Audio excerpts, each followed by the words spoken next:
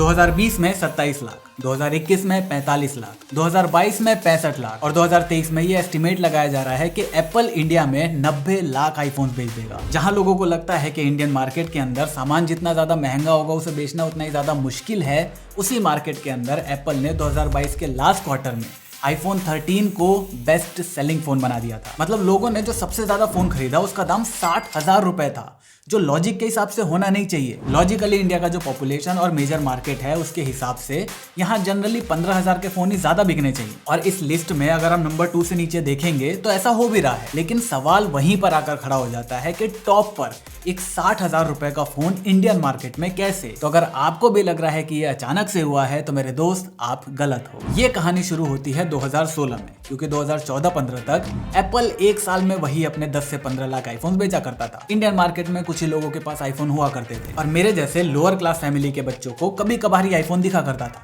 और जब वो दिखता था तभी मन करता था कि यार काश हमारे पास भी आईफोन होता। लेकिन 2016 में जब जियो आया तो फ्री इंटरनेट के साथ साथ हमारे सपने रोज हमें अब स्क्रीन पर दिखने लग गए। जहां लोगों को कभी कभार मन करता था आईफोन लेने का, अब रोज स्क्रीन पर देखने की वजह से रोज लगने लगा कि यार आईफोन तो लेना है। अब मेरे जैसे लोगों की फीलिंग का रिजल्ट देखो। 2015 में जो आईफोन 17 लाख यूनिट बिके थे, 2016 में वो 25 लाख हो गए, 2017 में वो 32 लाख यूनिट हो गए। एप्पल को आने लगा मजा और उसी के चक्कर में उसने अपना लालच बढ़ा दिया और 2018 में लॉन्च करा आईफोन एक्सएस, 1 लाख रुपए का फोन। लेकिन ये वो टाइम था जब इंडियन यूट्यूब क्रिएटर्स उबाल मार रहे थे और उन्होंने लोगों को समझाया कि देखो जितने में आप एक आईफोन खरीदोगे उतने में चाइनीज काउंटर पार्ट्स आपको 5 फोन दे रहे हैं। और अच्छी बात यह है कि लोगों को ये बात समझ भी आई। उसका रिजल्ट देखो, 2018 में एप्पल की सेल 32 लाख से ऑलमोस्ट आधी हो गई। और ऐसा नहीं था कि इंडिया में फोन बिकने बंद हो गए, फोन तो और दुगनी रेट से बिक रहे थे, केवल आईफोन इंडिया में नहीं बिक पा रहा था। और तब टिम कुक भैया को लगा कि देखो ऐसे तो हम इंडिया में आईफोन नहीं बेच पाएंगे और इंडिया जैसे मार्केट को हम इग्नोर भी नहीं कर सकते। तब जाकर इंडिया, चाइना और एशियन स्पेसिफिक कंट्रीज को ध्यान में रखते हुए एप्पल ने अपने आईफोन्स के 2 टुकड़े कर दिए, एक प्रो आईफोन, एक नॉन प्रो आईफोन। अब इसका रिजल्ट देखो क्या हुआ। जहां पर पहले लोग ये सोच रहे थे कि उन्हें आईफोन लेना है या एंड्रॉइड, अब उन्हें ये सोचना पड़ रहा है कि उन्हें प्रो आईफोन लेना है या नॉन प्रो आईफोन। और ये स्ट्रेटेजी कितनी सक्सेसफुल हुई वो हमें नंबर्स चीख चीख कर बता रहे हैं। अब ये नंबर्स बातों से तो अचीव नहीं किए जा सकते। ग्लास और मेटल के इस टुकड़े को लेने के लिए आपको टेक्निकली बहुत ज्यादा स्ट्रांग होना पड़ेगा, और वो हम हो रहे हैं क्योंकि इंडिया आज दुनिया की फास्टेस्ट ग्रोइंग इकोनॉमी है, विच मीन्स लोगों के पास पैसा आ रहा है। और जब लोगों के पास पहली बार थोड़ा ज्यादा पैसा आना शुरू होता है तो लोगों का थोड़ा दिमाग तो देखो खराब हो ही जाता है। वही हमारे साथ भी हो रहा है। आज हम इंडियंस को पैसा बचाने से ज्यादा पैसा उड़ाने में ज्यादा मजा आ रहा है। इसीलिए आज हम इंडियंस की सेविंग पिछले 50 सालों में सबसे कम है। और इंडियन कंज्यूमर के इस एटीट्यूड में चेंज आने का 2 रीजन है।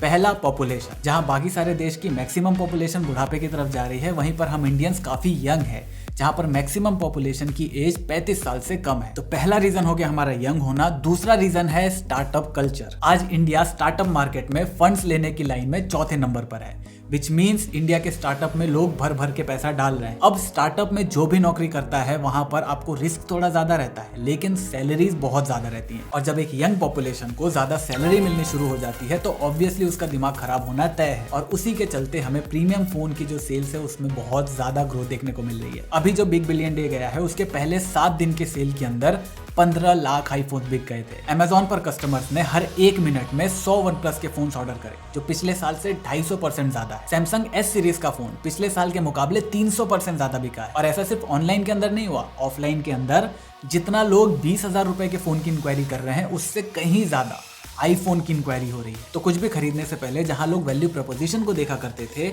आज ज्यादा सैलरी या फिर सेव ना करने के एटीट्यूड की वजह से लोग वैल्यू फॉर मनी की जगह ब्रांड वैल्यू को ज्यादा प्रेफरेंस दे रहे हैं। और हम सबको पता है कि सिर्फ इंडिया में नहीं, पूरी दुनिया में जब ब्रांड वैल्यू पर बात आ जाती है तो एप्पल से अच्छी ब्रांड वैल्यू किसी की नहीं है। बट ऑब्वियसली आज हम ऐसे भी बहुत सारे लोगों के हाथ में आईफोन देख रहे हैं जिनके पास कोई स्टेबल इनकम सोर्स नहीं है। तो ऐसे लोगों की मदद करते हैं हमारे बैंक फ्री में लोन देकर, जिन्हें हम नो कॉस्ट EMIs भी कहते हैं। एक तो हमने सेविंग करनी छोड़ दी है, दूसरा हमने उधार लेना और ज्यादा शुरू कर दिया है। और उसी का रिजल्ट है कि इंडिया में 10 में से 7 आईफोन्स EMIs पर लिए जाते हैं। इस EMI कल्चर की वजह से जो सामान पहले लोग अफोर्ड नहीं कर पाते थे, टेक्निकली जो अभी भी अफोर्ड नहीं कर पा रहे, वो लेने का रास्ता उनका थोड़ा सा आसान हो गया। लोगों को लगने लगा कि 5,000 रुपए ही तो महीना है, देख लेंगे, बिना ये सोचे कि अभी जो 30,000 रुपए पर मंथ वो कमा रहे हैं, अब अगले 12 महीने के लिए वो 25,000 रुपए पर मंथ हो गए। लेकिन क्या ही फर्क पड़ता है, थोड़ा कम खा लेंगे, लेकिन लोगों को लगना चाहिए कि अंबानी मेरे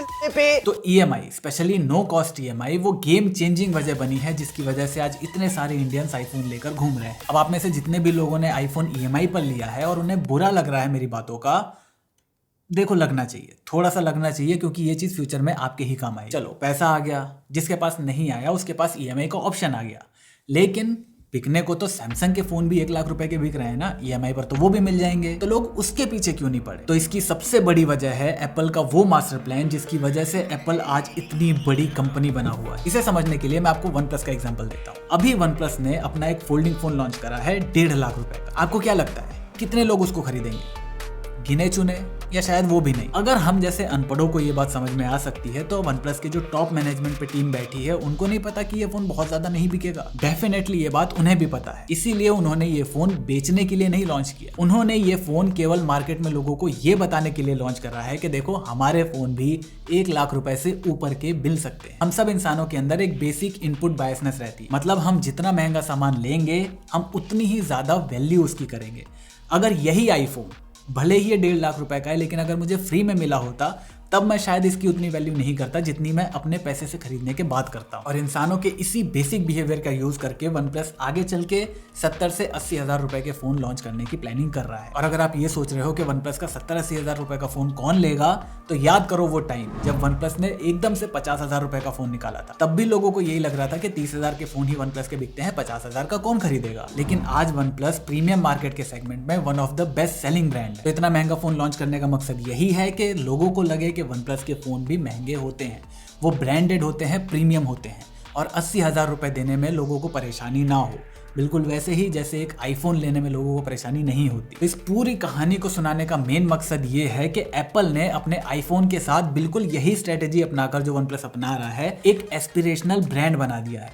मतलब लोग आईफोन खरीदने के सपने देखते हैं। सोचो एक प्रोडक्ट को खरीदने के सपने जब लोग देखने लगे तो उसकी ब्रांड वैल्यू क्या होगी। लेकिन चलो, एक प्रोडक्ट आपने खरीद लिया, अब फ्यूचर में अपग्रेड करते टाइम आपको उसी ब्रांड का वही प्रोडक्ट खरीदना है या नहीं, ये टोटली आपकी चॉइस होती है। But not in case with Apple. लोगों को लगता है कि एप्पल के एक ही तरह के यूजर होते हैं जिन्हें हम आई शीप्स कहते हैं, जो एप्पल जो चाहे मर्जी कर ले वो लोग एप्पल को फुल सपोर्ट करते हैं। और कहीं ना कहीं ये बात सही भी है, लेकिन मेरे हिसाब से एक और टाइप का यूजर है एप्पल का, जिसे मैं कहता हूँ आई ट्रैप्ड यूजर्स, जिन्हें मौका मिले तो वो कल ही एप्पल को छोड़ दे। लेकिन एप्पल ने उन्हें अपने इकोसिस्टम के जाल में इतने कमाल की तरीके से ट्रैप कर रखा है कि वो चाह कर भी इस प्रोडक्ट से दूर नहीं हो सकते। और ये ट्रैप एप्पल ने एक दिन में नहीं बनाया, ये इनकी सालों की मेहनत है। जैसे आईफोन, एप्पल ने अपने प्रोडक्ट्स को ऐसे डिजाइन करा है कि उनका यूजर उनके प्रोडक्ट्स के लूप में फंसकर रह जाता है। जैसे आईफोन, ये अपने आप में बहुत अच्छा प्रोडक्ट है।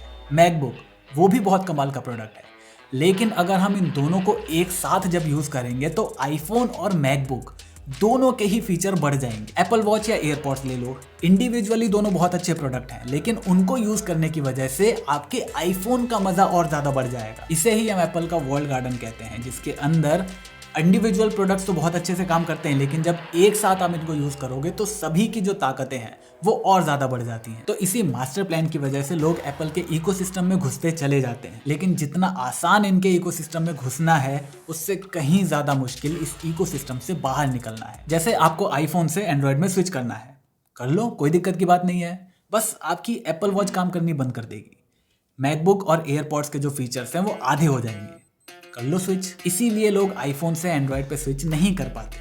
On the other hand, Android से अगर आपको आईफोन पर आना है या एंड्रॉइड से ही दूसरे एंड्रॉइड पर जाना है, वो बहुत ही आसान है। जैसे सैमसंग के बड्स सैमसंग के फोन के साथ बहुत अच्छे चलते हैं, लेकिन वही बड्स आपके वन प्लस के फोन के साथ भी उतने ही अच्छे से चलेंगे। अब एप्पल का ये क्लोज्ड इकोसिस्टम बनाना सही है या नहीं, ये मैं आपके ऊपर छोड़ता हूँ। मेरा मकसद ये बताना था कि इंडिया में आईफोन्स क्यों बिक रहे हैं, क्योंकि एक बार आईफोन पर शिफ्ट करने के बाद जनरली लोग इससे स्विच नहीं कर पाते। अब आईफोन केवल अपने इकोसिस्टम के साथ ही नहीं, दूसरे आईफोन के कांटेक्ट में आने के बाद भी अपने फीचर्स को बढ़ा लेता है, like I message, face time, air drop, share play, दुनिया भर के फीचर्स हैं जो एक आईफोन से दूसरे आईफोन में बहुत कमाल तरीके से काम करते हैं। और क्योंकि एप्पल की एक सुप्रीमेसी है, तो जनरली एक ग्रुप के अंदर जब कोई नया आईफोन लेता है तो लोग कहीं ना कहीं उसकी बातें सुनने लग जाते हैं, उसके ओपिनियन की इंपॉर्टेंस बढ़ जाती है। और ये मैं अपने पर्सनल एक्सपीरियंस से कह रहा हूँ। इसी वजह से एक ग्रुप में जब आईफोन आता है तो तो वो बाकियों को कन्विंस ज्यादा आसानी से कर सकता है कि तुम लोग भी आईफोन खरीद लो, इन कंपैरिजन टू बाकी लोग उस अकेले बंदे को कन्विंस कर लें कि तू आईफोन छोड़ दे। ग्रुप से याद आया कि आईफोन 6 इंडिया का पहला आईफोन था जो बहुत ज्यादा फेमस हुआ था। अब जिसने भी वो फोन खरीदा उसके आसपास के जितने भी लोग थे उन्होंने क्या देखा कि भाई आईफोन 3 साल 4 साल बहुत प्यार से चल रहा है। पहली चीज, प्रोडक्ट की क्वालिटी में कोई दिक्कत नहीं आई। दूसरी चीज, अपडेट प्रॉपर मिल रहे हैं। तीसरी चीज, जैसा वो डे 1 पे चल रहा था ऑलमोस्ट वैसा ही 3 साल बाद भी चल रहा है। तो लॉन्जिटिविटी की वजह से जो वर्ड ऑफ माउथ वाली मार्केटिंग एप्पल की होना शुरू हुई वो आज तक होती चली आ रही है। लोगों को ये नहीं पता कि एंड्रॉयड फोन कितने अच्छे हो गए हैं, उनको बस ये याद रह गया है कि उसके किसी दोस्त ने बोला था कि आईफोन की क्वालिटी सबसे बेस्ट होती है। ये मैं आपसे बात नहीं कर रहा, ये नॉन टेकी बंदों से बात कर रहा हूँ जो शायद ये वीडियो देख भी नहीं रहे होंगे और उन्होंने EMI पे आईफोन ले रखा है। लेकिन एप्पल की मार्केटिंग सिर्फ और सिर्फ वर्ड ऑफ माउथ से नहीं हो रही। देखो, मार्केटिंग का एक सिंपल सा रूल है, अगर आप अपने प्रोडक्ट को 4 सेकंड के अंदर डिफाइन कर दोगे तो लोग उसके बारे में और ज्यादा सुनना चाहेंगे। एप्पल से अच्छा ये काम दुनिया में कोई नहीं कर। एप्पल का मेन फोकस रहता है कि वो अपने प्रोडक्ट को याद रखना इजी से इजी बना दे। जैसे फॉर एग्जांपल आईफोन 12 के लॉन्च इवेंट में एप्पल ने केवल एक बात चिल्लाई, 5G। आईफोन 13 प्रमोशन और camera, iPhone 14 dynamic island, iPhone 15 titanium. Simple. वहीं बाकी ब्रांड्स चीजों को थोड़ा कॉम्प्लिकेट कर देते हैं। जैसे फॉर एग्जांपल S23 अल्ट्रा, उसके अंदर क्या नया था, एक वर्ड में बताओ। अच्छा हो खराब हो कुछ भी, एक वर्ड में बताओ। स्नैपड्रैगन 8 Gen 2, उससे आपको और मुझे फर्क पड़ेगा, नॉर्मल जनता को घंटा फर्क नहीं पड़ता। हाँ, कैमरास बहुत अच्छे थे उसके, लेकिन आईफोन 13 के भी कैमरा अच्छे थे। दोनों के लॉन्च इवेंट को देखो, सैमसंग अपने इवेंट में बोल रहा है कि वो 4 पिक्सल्स को जोड़ देगा, 9 पिक्सल्स को जोड़ देगा। जब लाइट उसके पिक्सल के अंदर घुस जाती है तो क्या होता है, इससे किसी को फर्क नहीं पड़ रहा। On the other hand Apple केवल ये बता रहा है कि अगर आप ऐसे करके फोटो लोगे तो वो अच्छी आएगी, ऐसे करके लोगे तो और भी अच्छी आएगी। सिंपल, टू द पॉइंट, काम खत्म। इसी तरह की सिंपल मार्केटिंग करके वो इतने कॉम्प्लेक्स प्रोडक्ट को एक बहुत ही सिंपल टर्म में एक सिंपल यूजर को समझा देता है, जिसकी वजह से उसके कॉन्शियस माइंड में इस प्रोडक्ट की एक छाप रह जाती है। और जब लेने जाता है तो जो चीज़ अच्छे से याद रहती है उसी को लेना चाहेंगे लोग। अब मेरे हिसाब से आखिरी रीज़न है कि क्यों इंडिया में लोग इतने ज़्यादा आईफोन्स ले रहे हैं, वो है कि इंडिया अभी अपने अपग्रेडिंग फेज में चल रहा है। देखो, 2015 से 2018 का वो टाइम था जब मेजॉरिटी ऑफ इंडियंस अपने पहले स्मार्टफोन को एक्सपीरियंस कर रहे थे और अब मैक्सिमम लोगों का फोन पुराना हो गया है। कोई अपना दूसरा फोन अपग्रेड कर रहा है, कोई तीसरा, कोई चौथा। और जनरली ये होता है कि अगर हमने शुरुआत 10,000 से करी थी तो अगला फोन हम 15,000 का लेंगे, 20 से करी थी तो वो 25 से 30,000 हो जाएगा। और ऑफर, सेल्स और EMI का ऑप्शन होने की वजह से जिन्होंने अपना लास्ट फोन 25 से 30,000 रुपए का खरीदा था वो कहीं ना कहीं खुद को मना ही लेते हैं कि यार 5,000 महीने ही तो जाने हैं, देख लेंगे।